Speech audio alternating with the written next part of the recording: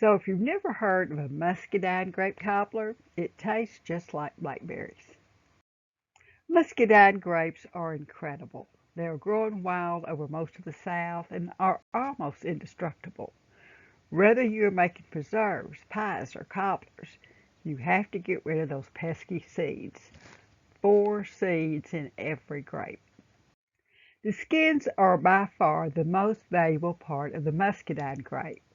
I will not kid you into thinking that muscadine preserves, cobblers, and pies are part of a healthy diet, but by including the skins, the fiber will at least lower the glycemic index and help with constipation. The muscadine skin has nearly 5 times more fiber than table grapes. It is a lot of work to de-seed them, but it is so worth it.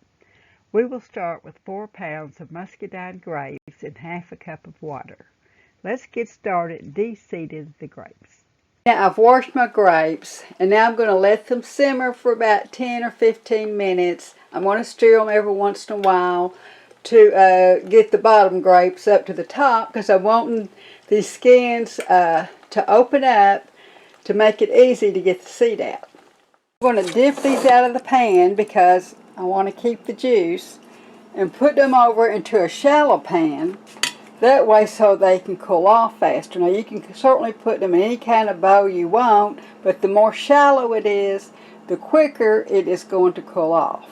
And you can see how the grapes are starting to split. They've kind of changed colors a little bit, but we're going to let these cool off and then we'll remove the seed. Okay, begin with 2 clean bowls, one to put your seed in and the other to put your pulp and skins in. Poke, slice, and open. Got all your seed right there that you can easily get to them. Any way you go about it, you're going to make a mess.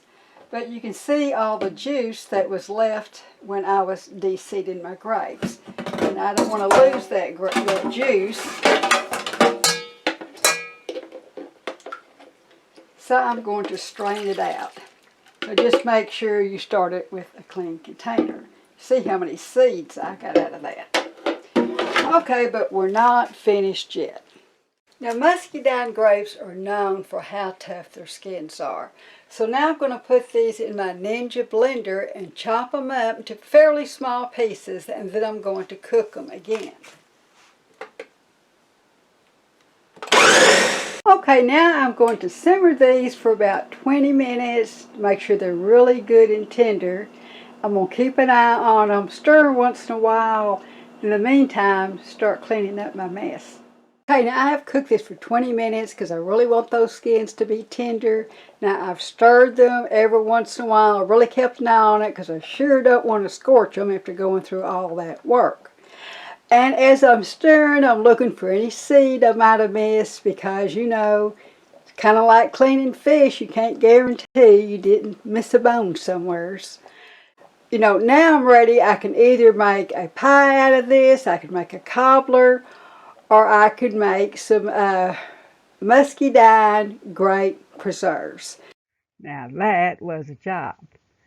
Feel free to refrigerate your de-seeded grapes and start your cobbler tomorrow. I certainly am. Well, it's a new day and I'm ready to start my Muscadine Grape Cobbler. Okay, before I start my cobbler, I will make a double pie crust or set out a store-bought one. And you can check my channel on making a pie crust.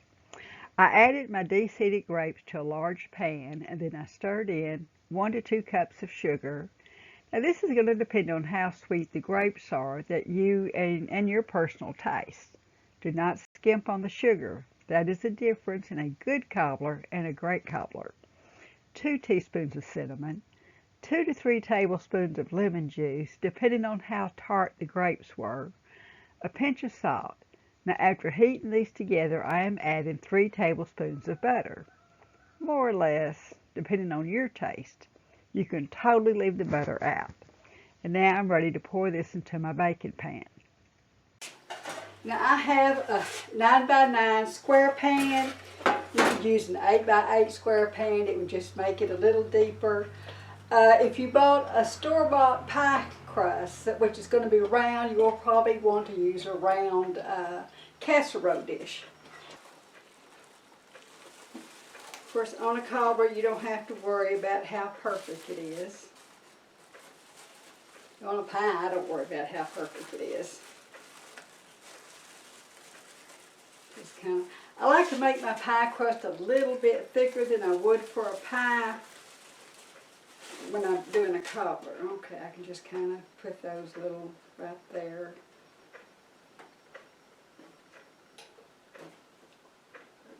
I'm just gonna, I really don't want to do a flute or anything, so I'm just gonna kind of take the edges off here. And this little extra pie crust, I can put it in the refrigerator and use it later for something else.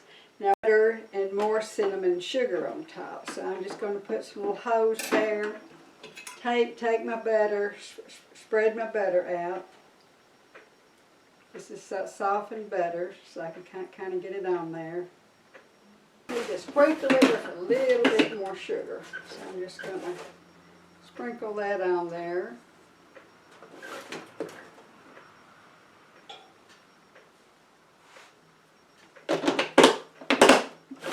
And then top this off with some more cinnamon. I have my oven preheating at 350 degrees. Now I set my cobbler inside of another pan because these tend to bubble over, get all over the oven, and it's really hard to get them out of the oven safely. Okay, this took about 30 minutes. It's done. It looks wonderful. We're going to let this set at least 30 minutes, even an hour would be better to let everything kind of cool down a little bit. But this will just taste great. Thank you so much for joining me today at Homemade Cooking in Texas. These are my favorite recipes, and I hope they will become yours. Now, if you enjoy these recipes, please like and subscribe so you can see more of these type recipes. We have been making a full-time living here on our organic farm since 1991. We need your support to continue our small family farm by liking and subscribing to our channel. Thank you so much.